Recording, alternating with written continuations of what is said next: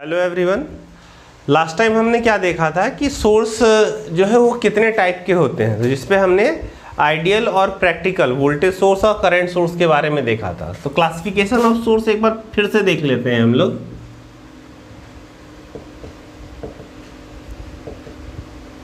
Of electric source, ठीक है।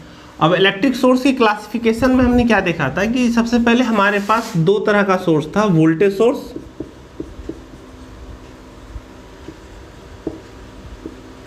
और इधर था हमारा करंट सोर्स।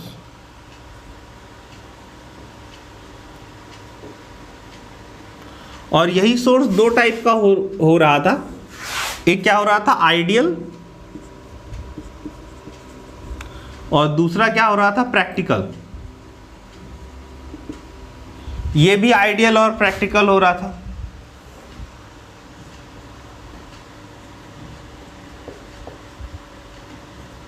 और प्रैक्टिकल।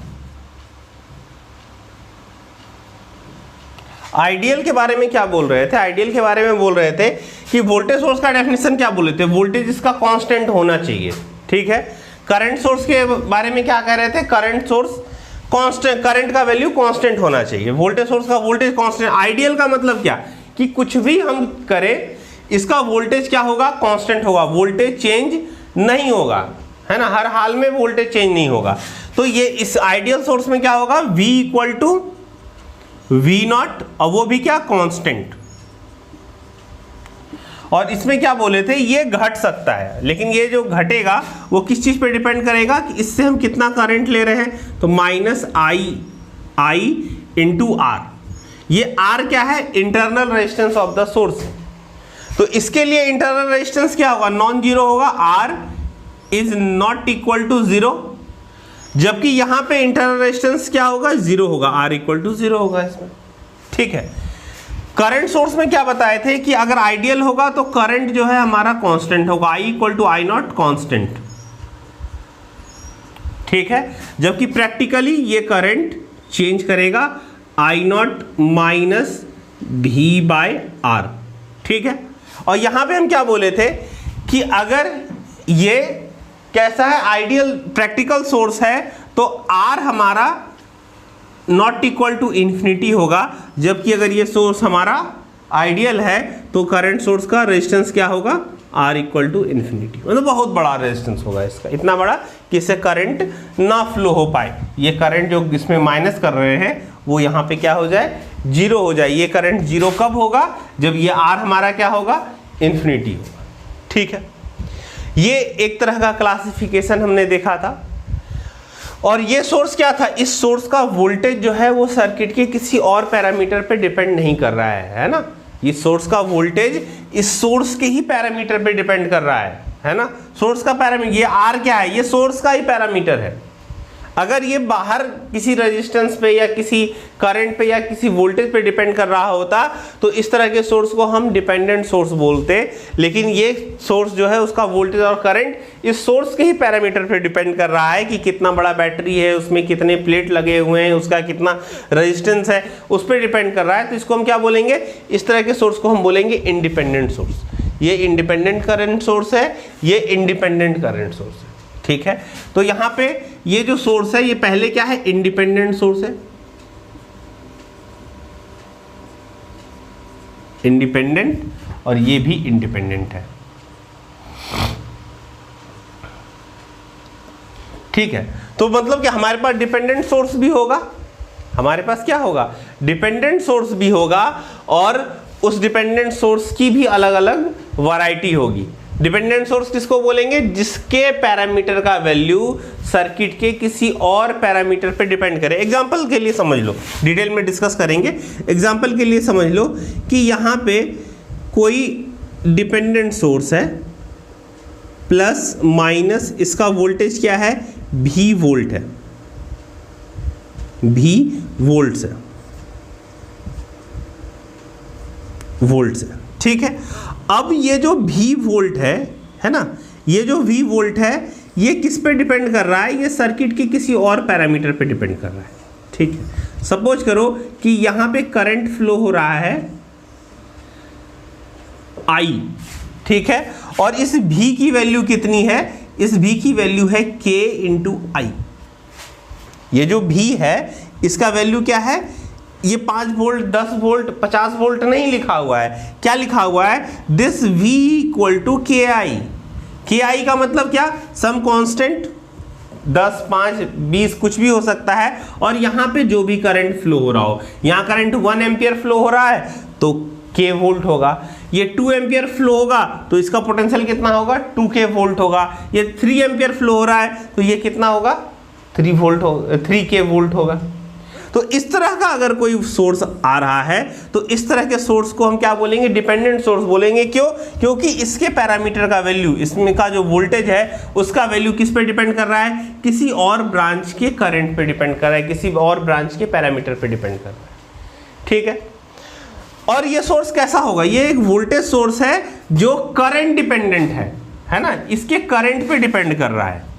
ऐसा भी हो सकता था कि ये इस तरह से होता, यहाँ का वोल्टेज क्या है, स्मॉल v है, यह स्मॉल v1 है, ठीक है, और इस सोर्स का वैल्यू क्या होता, k v1, ठीक है। अगर ये 1 वोल्ट है तो ये क्या होता, k, अगर ये 2 वोल्ट है तो क्या होता 2k, अगर ये 3 वोल्ट है तो क्या होता 3k होता, ठीक है। तो इस तरह के सोर्स को हम क्या बोलते हैं, क्या है ये वोल्टेज सोर्स, और किस पे डिपेंड कर रहा है, वोल्टेज पे डिपेंड कर रहा है, तो ये वोल्टेज डिपेंडेंट वोल्टेज सोर्स हो जाएगा, ठीक है। इसी तरह वोल्टेज सोर्स को हटाकर यहाँ पे करंट सोर्स भी हो सकता था। तो सोर्स कितने टाइप के हो सकते थे, डिपेंडेंट सोर्स, एक तो वोल्टेज डिपेंडेंट और करंट डिपेंडेंट, और दूसरा क्या, ये वोल्टेज सोर्स हो सकता है और करंट सोर्स हो सकता है। तो कितने कॉम्बिनेशन बन गए, voltage dependent voltage source, current dependent voltage source, और फिर ये वोल्टेज सोर्स के करंट सोर्स हो सकता है। तो voltage current dependent current source और वोल्टेज डिपेंडेंट करंट सोर्स, तो टोटल 4 सोर्स हो गए। एक वोल्टेज सोर्स के 2 टाइप हो गए, करंट डिपेंडेंट वोल्टेज सोर्स और वोल्टेज डिपेंडेंट वोल्टेज सोर्स। उसी तरह करंट सोर्स के भी 2 टाइप हो गए, करंट डिपेंडेंट करंट सोर्स और वोल्टेज डिपेंडेंट वोल्टेज सोर्स। तो अगर हम डिपेंडेंट सोर्स का क्लासिफिकेशन करें, अगर हम डिपेंडेंट सोर्स का क्लासिफिकेशन करें तो डिपेंडेंट सोर्स भी 2 टाइप का पहले होगा, कैसा होगा, डिपेंडेंट वोल्टेज सोर्स और डिपेंडेंट करंट सोर्स। क्या होगा, डिपेंडेंट वोल्टेज सोर्स और dependent current source, dependent voltage source और डिपेंडेंट करंट सोर्स, ठीक है। उसके बाद और क्या क्लासिफिकेशन होगा, डिपेंडेंट वोल्टेज सोर्स जो है हमारा वो 2 टाइप का होगा। कैसा डिपेंडेंट वोल्टेज सोर्स होगा, एक वोल्टेज डिपेंडेंट वोल्टेज सोर्स और दूसरा करंट डिपेंडेंट वोल्टेज सोर्स, ठीक है। तो पहला क्या लिखे, वोल्टेज डिपेंडेंट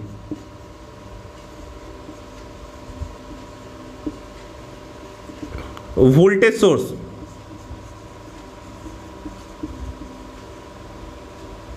और दूसरा क्या होगा, करंट डिपेंडेंट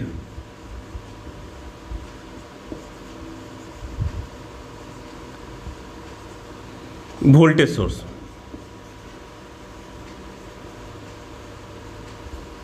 ठीक है। इसी तरह करंट सोर्स जो है, डिपेंडेंट करंट सोर्स, वो भी 2 टाइप का होगा। डिपेंडेंट करंट सोर्स जो है वो भी 2 टाइप का होगा। पहला होगा हमारा वोल्टेज डिपेंडेंट करंट सोर्स,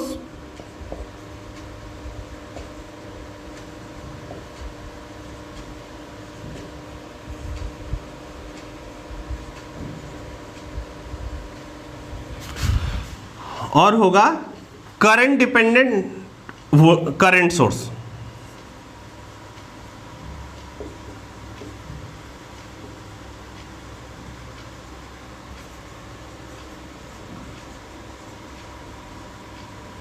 ठीक है। अब देखते हैं कि इसको सिंबल में हम कैसे लिखेंगे। तो हमने क्या बोला कि इंडिपेंडेंट सोर्स को हम सर्किल में दिखाते हैं और जो डिपेंडेंट सोर्स होता है उसको हम रोम्बस में दिखाते हैं इस तरह से, ठीक है। अगर वोल्टेज सोर्स होता है तो प्लस माइनस लिखते हैं, प्लस माइनस लिखते हैं, और अगर करंट सोर्स होता है तो उसमें हम क्या दिखाते हैं, एरो दिखाते हैं। तो अगर रोम्बस में एरो है तो डिपेंडेंट करंट सोर्स हो गया, अगर सर्किल में एरो है तो इंडिपेंडेंट करंट सोर्स हो गया। अगर रोम्बस में प्लस माइनस है तो डिपेंडेंट वोल्टेज सोर्स हो गया, और अगर सर्किल में प्लस माइनस है तो ये क्या हो गया, इंडिपेंडेंट वोल्टेज सोर्स हो गया। इंडिपेंडेंट वोल्टेज सोर्स होगा तो यहाँ पे क्या लिखा होगा, 5 वोल्ट। इंडिपेंडेंट करंट सोर्स होगा तो यहाँ क्या लिखा होगा, 5 एम्पियर। 5 हमने एग्जांपल के लिए लिखा है ना, ये 500 5000 है ना, 10 20 कुछ भी हो सकता है। जबकि यहाँ पे अगर जो सोर्स है ये क्या होगा, सम कांस्टेंट के टाइम्स क्या, अगर वोल्टेज डिपेंडेंट है तो V और करंट डिपेंडेंट है तो I। अगर ये करंट वोल्टेज डिपेंडेंट है तो KV और करंट डिपेंडेंट है तो KI। करंट है तो एम्पियर्स और वोल्टेज है तो वोल्ट्स। ठीक है, तो इस तरह से क्या होगा, इसका सिंबल होगा। चलो अब सबको अलग अलग बना लेते हैं। ये क्या है, वोल्टेज डिपेंडेंट वोल्टेज सोर्स। तो वोल्टेज सोर्स है तो रोम्बस के अंदर प्लस माइनस प्लस माइनस। ठीक है, अब क्या है, ये वोल्टेज डिपेंडेंट है ना, तो क्या होगा, K टाइम्स भी वोल्टेज ऑफ अदर ब्रांच जिस पे ये डिपेंड कर रहा है, इतना वोल्ट। ठीक है, ये क्या है, वोल्टेज सोर्स है तो रोम्बस के अंदर प्लस माइनस,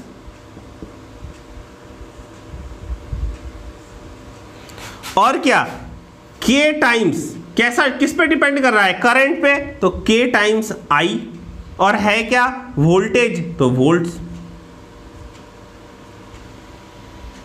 इसी तरह करंट सोर्स पे आते हैं, तो करंट सोर्स को कैसे दिखाते हैं, रोम्बस के अंदर एरो। तो ये क्या, डिपेंडेंट करंट सोर्स हो गया, और किस पे डिपेंड कर रहा है, वोल्टेज पे डिपेंड कर रहा है, तो K टाइम्स भी क्या है, करंट है तो उसके लिए एम्प्स, एम्पियर। इसी तरह ये भी क्या है, करंट सोर्स है तो रोम्बस के अंदर एरो, K टाइम्स किस पे डिपेंड कर रहा है, करंट पे डिपेंड कर रहा है, K टाइम्स I, और है क्या, करंट सोर्स तो एम्पियर। तो ये क्या हो गया, करंट डिपेंडेंट करंट सोर्स। ये क्या है, current dependent voltage dependent current source. ये क्या है, करंट डिपेंडेंट वोल्टेज सोर्स और वोल्टेज डिपेंडेंट वोल्टेज सोर्स। तो ये सिंबल इस फॉर्म में अगर दिया हुआ है तो डिपेंडेंट है, और अगर सर्किल में दिया हुआ है तो हमारा क्या है, इंडिपेंडेंट है। याद रहेगा, चलो, क्योंकि आगे सर्किट में यही सब यूज होगा, है ना, और वहां पे हर जगह लिखा नहीं होगा कि डिपेंडेंट है इंडिपेंडेंट है। आपको साइन और ये क्या यहाँ पे लिखा हुआ है इस चीज से समझना होगा कि ये इंडिपेंडेंट सोर्स का क्वेश्चन है या डिपेंडेंट सोर्स का क्वेश्चन है। ठीक है, सोर्स के बारे में इतना ही था। अब हमने तुमको दो तरह का सोर्स अभी तक बताया है, वोल्टेज सोर्स और करंट सोर्स। तो कभी कभी ऐसा होता है कि करंट सोर्स को अगर हम वोल्टेज सोर्स में बदल लें तो हमारा क्वेश्चन आसानी से सॉल्व हो जाएगा, और कभी कभी ऐसा होता है कि वोल्टेज सोर्स को करंट सोर्स में बदल लें तो हमारा क्वेश्चन आसानी से सॉल्व हो जाएगा। अगर ऐसा हमको लगता है तो ऑब्वियसली हमको बदलना चाहिए, उसको ट्रांसफॉर्म करना चाहिए। तो ट्रांसफॉर्मेशन का एक नियम है ना, और वो नियम बहुत ही सिंपल है, ओम्स लॉ पे डिपेंड करता है। ओम्स लॉ सबको पता होगा। ओम्स लॉ क्या होता है, V equal to I R या I equal to V by R, यही होता है, और इसी पे ये ट्रांसफॉर्मेशन डिपेंड करता है। ठीक है, चलो, तो हम एक करंट सोर्स लेते हैं और उसको वोल्टेज सोर्स में कन्वर्ट करते हैं, और फिर एक वोल्टेज सोर्स लेते हैं और उसको करंट सोर्स में कन्वर्ट करने का कोशिश करते हैं। तो उसके लिए क्या तरीका यूज करेंगे वो देखते हैं। तो अब देखो ये क्या है बताओ तो, सीरीज में रेजिस्टेंस लगा हुआ है और यहाँ पे प्लस माइनस है, और यहाँ पे क्या लिखा हुआ है, यहाँ पे लिखा हुआ है V वोल्ट्स, V वोल्ट्स। ठीक है, अब बताओ ये क्या है, ये क्या है, ये एक प्रैक्टिकल वोल्टेज सोर्स है ना। ट्रांसफॉर्मेशन हमारे हमेशा प्रैक्टिकल सोर्स का ही होगा, आइडियल सोर्स का ट्रांसफॉर्मेशन नहीं हो सकता है। ठीक है, प्रैक्टिकल सोर्स का ही ट्रांसफॉर्मेशन होगा। तो ये क्या है, प्लस माइनस V वोल्ट है, और यहाँ पे रेजिस्टेंस कितना है, R है। ठीक है, इसको हमको किसमें ट्रांसफॉर्म करना है? करंट सोर्स में ट्रांसफॉर्म करना है। इसको हमको ट्रांसफॉर्म करना है। ये क्या था? वोल्टेज सोर्स था,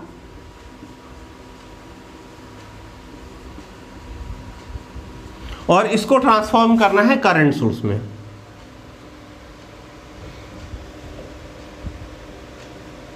ठीक है, इसमें हमको ट्रांसफॉर्म करना है। तो करंट सोर्स कैसा होता था? करंट सोर्स में एक करंट, आइडियल करंट सोर्स होता था, और इसके पैरेलल में एक रेजिस्टेंस लगा होता था। ठीक है, इसके पैरेलल में क्या लगा हुआ रहता था? रेजिस्टेंस लगा हुआ। देखो यहाँ पे रेजिस्टेंस सीरीज में लगा रहता था, तो इसको RSE लिख देते हैं। ठीक है, R सीरीज। और यहाँ पे रेजिस्टेंस इंटरनेशनल कैसे लगा होता था? संट में लगा होता था, तो इसको हम लिखते हैं RSH। ठीक है, और सबसे बढ़िया बात क्या है कि जब भी हम ट्रांसफॉर्म करेंगे तो RSE और RSH ये दोनों क्या होगा? बराबर होगा। RSE equal to RSH। Suppose करो यहाँ 5 ओम है, तो अगर हम ट्रांसफॉर्म भी करेंगे तो यहाँ पे 5 ओम ही रहेगा, है ना, कोई चेंज नहीं आएगा। अब ये I इक्वल टू क्या होगा? ये जो I है इसका वैल्यू क्या होगा? तो I हम क्या बोले कि ओम्स लॉ सिंपल लगाएंगे। I इक्वल टू क्या होता है? V by R। ठीक है, तो I इक्वल टू क्या होगा? V divide by R। कौन सा R? ये R, RSE। ऐसे RSH भी लिख सकते हो, दोनों तो बराबर ही है ना। तो V बाय RSE। ठीक है, तो ये हम 2 स्टेप यूज करेंगे जिससे हमको I मिल जाएगा और RSH मिल जाएगा। RSH मिलना ही नहीं था, RSH और RSE तो बराबर ही है। ठीक है, अब हम इधर से इधर आते हैं, वापस आते हैं, है ना, यहां से यहां गए, यहां से यहां आते हैं, तो क्या लिखेंगे? देखो, तो अगर हम इससे इधर आएंगे तो क्या लिखेंगे? V और RSE को लिखना है किसके टर्म में? I और RSH के टर्म में। अब ट्रांसफॉर्मेशन उल्टा कर रहे हैं, इधर से इधर कर रहे हैं, तो यहां पे भी क्या होगा? ये दोनों बराबर होगा। ठीक है, तो इस बार RSE इक्वल टू क्या होगा? RSH होगा। ठीक है, RSE का वैल्यू हमको ये दिया हुआ है, हमको क्या ये दिया हुआ है, और ये निकालना है, तो RSE निकालना है। RSE किसके बराबर होगा? RSH के बराबर होगा। ठीक है, इसके वोल्टेज का वैल्यू कितना होगा? तो ओम्स लॉ लगाएंगे। V इक्वल टू क्या होता है? I into R। तो V इक्वल टू होगा हमारा I इंटू RSH। ठीक है, RSE भी लिख सकते हो क्योंकि दोनों बराबर ही है ना, तो ये लिख सकते हैं। ये क्या था? हमारा सोर्स ट्रांसफॉर्मेशन था। ठीक है, ये क्या था? हमारा सोर्स ट्रांसफॉर्मेशन।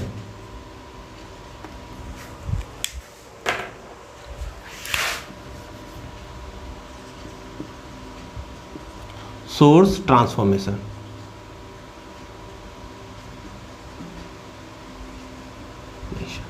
ठीक है, तो अगर हमको करंट सोर्स को वोल्टेज सोर्स में या वोल्टेज सोर्स को करंट सोर्स में ट्रांसफॉर्म करना हो तो हम ये यूज कर सकते हैं। ठीक है, चलो रिवाइज कर लेते हैं। ठीक है, चलो, तो अभी तक हम बात किए हैं कि हमारा सोर्स कितने टाइप का होता है। रिवर्स में चलते हैं, सोर्स कितने टाइप का होता है? तो सोर्स मेनली 2 टाइप का होता है, करंट सोर्स होता है, वोल्टेज सोर्स होता है।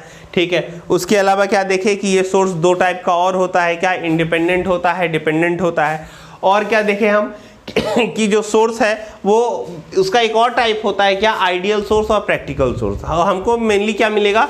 हर जगह प्रैक्टिकल सोर्स मिलेगा, आइडियल सोर्स मिलेगा, तो उसमें इस रेजिस्टेंस का वैल्यू इन्फिनिटी होगा और इस रेजिस्टेंस का वैल्यू क्या होगा? 0 होगा। ठीक है, ये देखें। इससे पहले हम क्या देखें कि एलिमेंट जो है उसका क्लासिफिकेशन देखें, तो क्या क्या एलिमेंट था? एक्टिव एलिमेंट था, पैसिव एलिमेंट था। ठीक है, और क्या एलिमेंट था? लीनियर एलिमेंट था, नॉन लीनियर एलिमेंट था, और क्या एलिमेंट था? यूनिलैटरल था और बायलैटरल था। तो ये 3 क्लासिफिकेशन था एलिमेंट्स का। ठीक है, अब हम देखते हैं कि सर्किट से रिलेटेड कुछ डेफिनेशन। ठीक है, वो डेफिनेशन क्या है? एक बड़ा सा सर्किट बना लेते हैं और उसमें डेफिनेशन ये सब समझते हैं। ठीक है, चलो, definition related to the electric circuit. Definition related to electric circuit.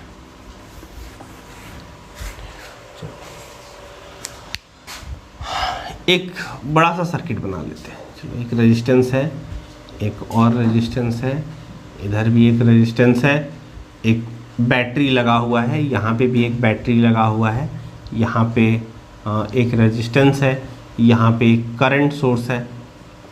ठीक है, अपने रैंडम कोई भी हम सर्किट बना रहे हैं। ठीक है, प्लस माइनस है, फिर से बैटरी हो गया।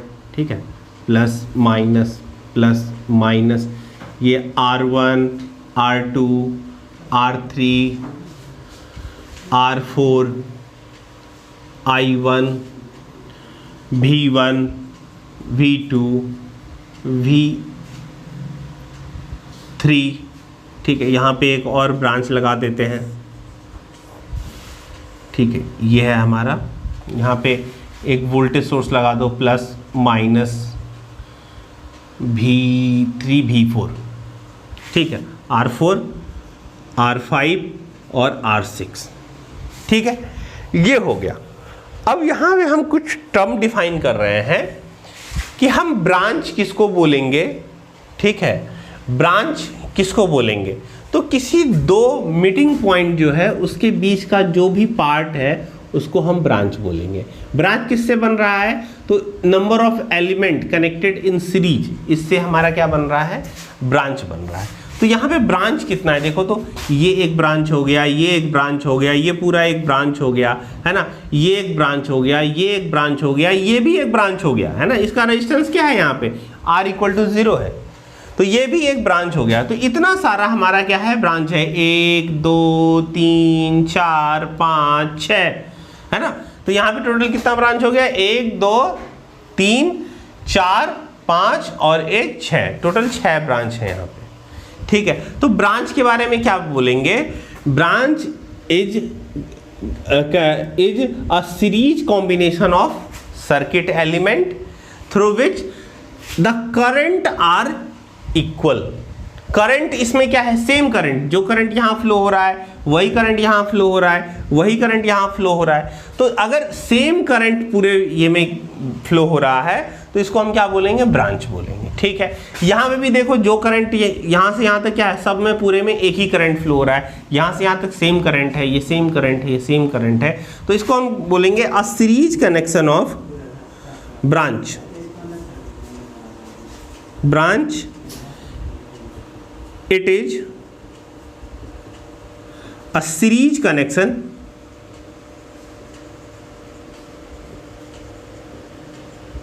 of circuit element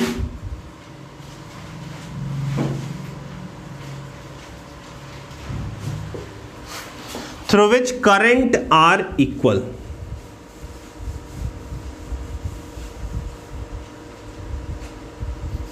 Current are equal.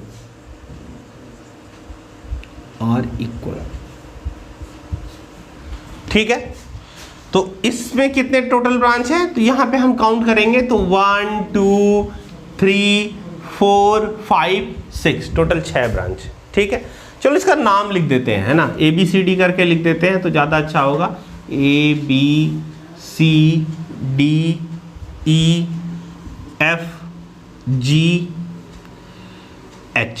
ठीक है, तो अगर हम ब्रांच का बात करें तो कौन कौन सा ब्रांच होगा, GAB BCD DEFG GH HD और BH, ये टोटल क्या है, ब्रांच है।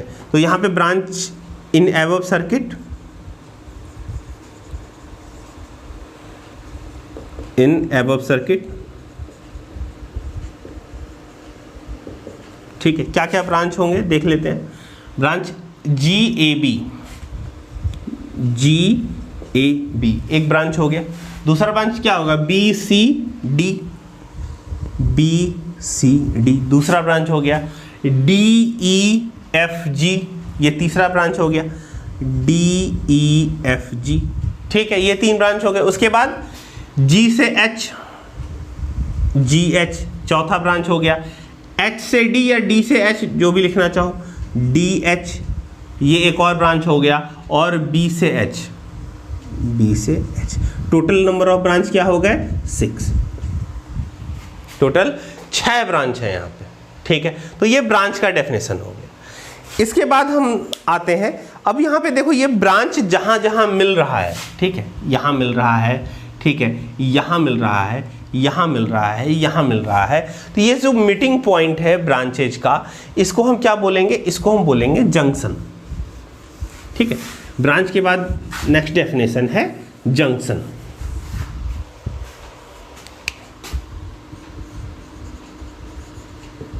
जंक्शन, ठीक है, जंक्शन क्या है, the meeting point of the branches are known as junction.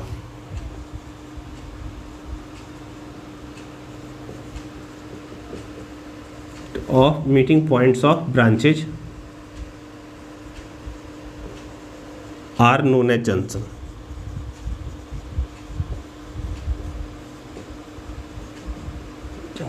ठीक है, तो यहां पे हम देखें तो जंक्शन कौन कौन सा होगा, ए जंक्शन होगा, नहीं होगा, है ना, सी जंक्शन होगा, नहीं होगा, ये ब्रांच का मीटिंग पॉइंट नहीं है। ठीक है, उसके बाद और देखो ई भी जंक्शन नहीं होगा, एफ भी जंक्शन नहीं होगा, जंक्शन कौन होगा, जी हमारा जंक्शन होगा, 1 2 3 ब्रांच यहाँ मिल रहा है। ये बी देखो, ये भी जंक्शन होगा, ठीक है, ये देखो ये भी जंक्शन होगा, है ना, तो junctions are above circuit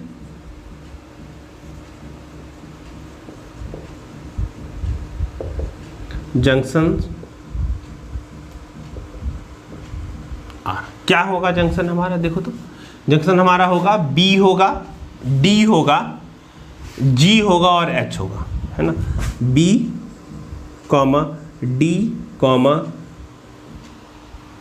B D G H, G and H, ये क्या होगा हमारा जंक्शन होगा, है ना, जंक्शन होगा। लेकिन कुछ पॉइंट यहाँ पे छूट गया, देखो जैसे ए छूट गया, और क्या छूट गया, सी छूट गया, और क्या छूट गया, ई छूट गया, एफ छूट गया, है ना, तो ये सब पॉइंट क्या कहलाएगा, दो एलिमेंट का जो मीटिंग पॉइंट है ना, किसी भी दो एलिमेंट का जो मीटिंग पॉइंट है, किसी दो एलिमेंट का जो मीटिंग पॉइंट है, उसको फिर क्या बोलेंगे, ये भी तो एक तरह का पॉइंट है ना, तो इस पॉइंट को हम बोलेंगे नोड।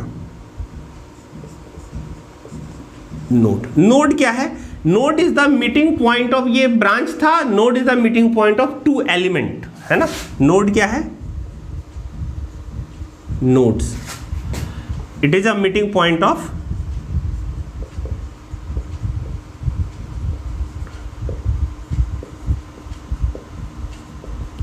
टू एलिमेंट्स, टू और मोर भी लिख सकते हो, मोर एलिमेंट्स, टू और मोर एलिमेंट्स। ठीक है, अब देखो यहां पे भी 3 एलिमेंट मिल रहे हैं, 1 2 और 3, तो ये पॉइंट जो है ये भी नोड कहला सकता है ना, लेकिन ये पॉइंट नोड है, लेकिन ये पॉइंट क्या है, जंक्शन नहीं है हमारा, है ना, जंक्शन के लिए हमने क्या डेफिनेशन लिखा है कि ये ब्रांच का मीटिंग पॉइंट है, ठीक है, लेकिन नोड क्या है, 2 या 2 से ज्यादा एलिमेंट का मीटिंग पॉइंट है, तो 2 एलिमेंट का मीटिंग पॉइंट ए हमारा नोड हो गया, बी में 2 से ज्यादा मतलब 3 एलिमेंट मीट कर रहे हैं, तो ये भी नोड हो गया हमारा, ठीक है, सी में 2 एलिमेंट मीट कर रहे हैं, तो ये भी हमारा नोड हो गया, ठीक है, लेकिन ये जंक्शन नहीं है, ये भी हमारा नोड हो गया, और क्या जंक्शन भी है, ये भी हमारा नोड हो गया, और क्या जंक्शन भी है, ये भी हमारा नोड है लेकिन जंक्शन नहीं है, ये नोड है जंक्शन नहीं है, ये नोड भी है और जंक्शन भी है। तो यहां से हम क्या देखें कि जो नोड है ना, वो जंक्शन हो भी सकता है और जंक्शन नहीं भी हो सकता है, लेकिन जो जंक्शन है वो नोड तो होगा ही होगा, क्योंकि वहां पे 3 एलिमेंट तो मिल ही रहे होंगे, है ना, तो 2 या 2 से ज्यादा एलिमेंट का जो मीटिंग पॉइंट है उसको हम क्या कहेंगे, नोड बोलेंगे, it is a meeting point of 2 और मोर एलिमेंट। तो यहाँ पे कितने नोड्स हैं, काउंट कर लेते हैं, A B C D E F G H, है ना, उसके बाद ये भी बन सकता है, आई नहीं लिखते हैं, है ना, जे, ये भी बन सकता है, के, है ना, और कोई छूट रहा है, देखो तो और कोई नहीं छूट रहा है, तो टोटल क्या हो गया, ए बी सी डी 1 2 3 4 5 6 7 8 9 10, टोटल 10 हमारे क्या है, नोड्स है, number of nodes in above circuit equal to 10, यहाँ पे क्या है, 10 हमारे नोड्स, ठीक है। अब नेक्स्ट डेफिनेशन आता है हमारा लूप, ठीक है। अच्छा, लूप का मतलब क्या समझते हो, है ना? लूप, रस्सी का भी लूप बनाते हैं, क्या करते हैं, एक छोर को दूसरे छोर से बांध देते हैं, है ना, और एक क्लोज सा लूप बन जाता है ना, उसी को हम लूप कहते हैं। लूप का मतलब क्या है, एक तरह का घेरा, है ना।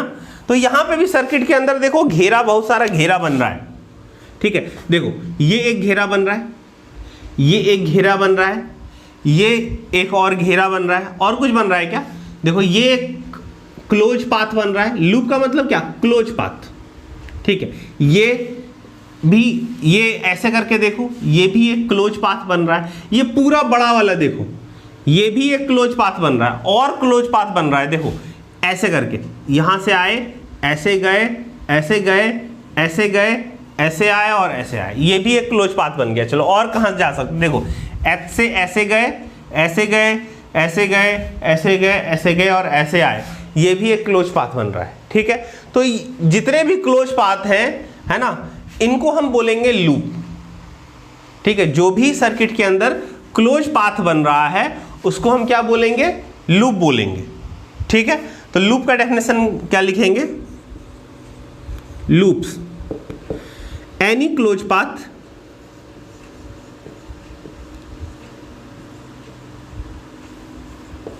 in the circuit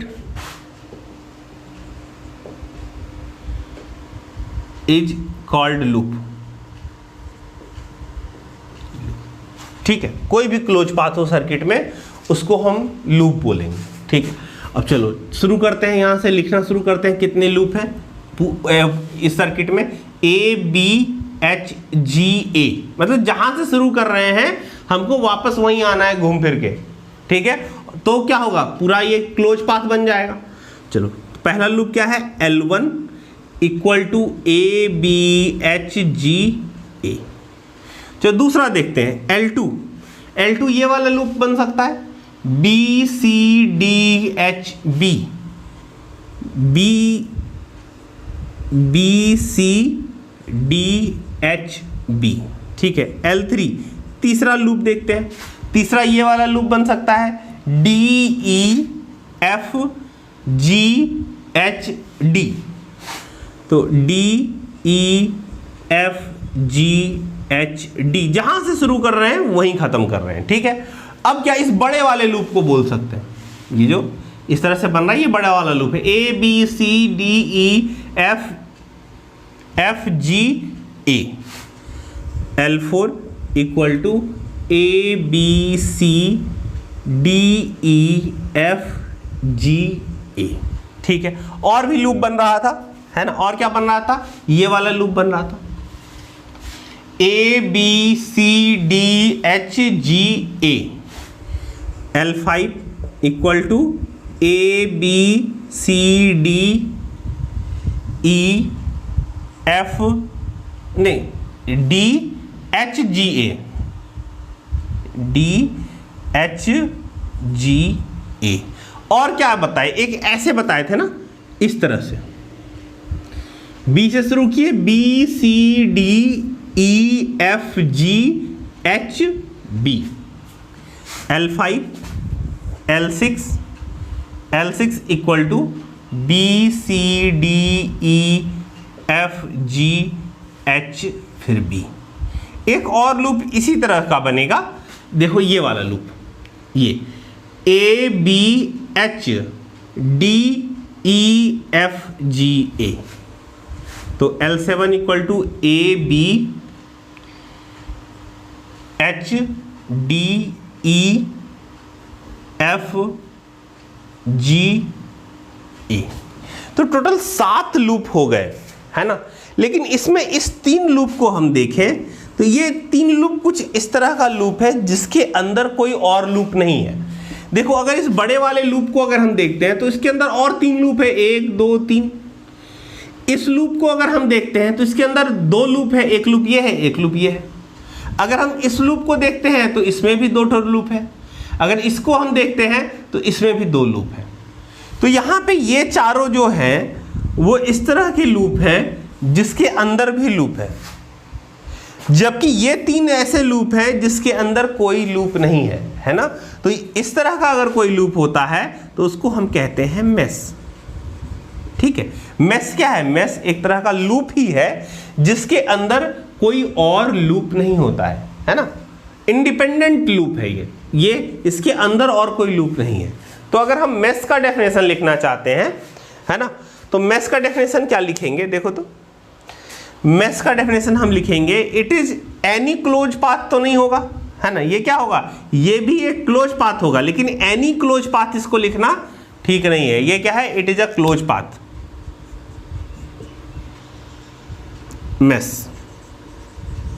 मेश क्या है? It is a close path in a circuit which does not contain any other closed path, which does not contain any other closed path.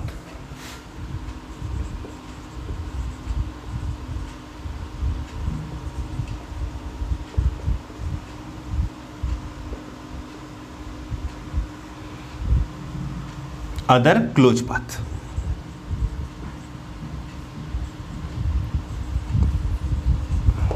ठीक है, तो ये क्या हो गया? हमारा मेश हो गया। तो ये कुछ डेफिनेशंस थे जो आपको ध्यान रखना है। सर्किट सॉल्व करने के समय हम लिख देंगे कि हम मेश एनालिसिस कर रहे हैं। तो मेश एनालिसिस का मतलब क्या?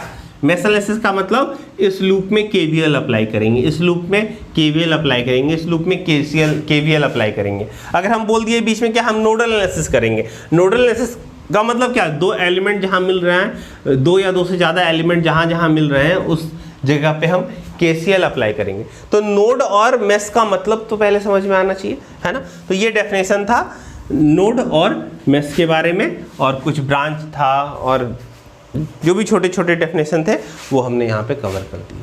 ठीक है, तो आज क्लास यहीं पे छोड़ रहे हैं। नेक्स्ट क्लास में देखते हैं कि हम एसी सर्किट में क्या क्या होता है। ठीक है।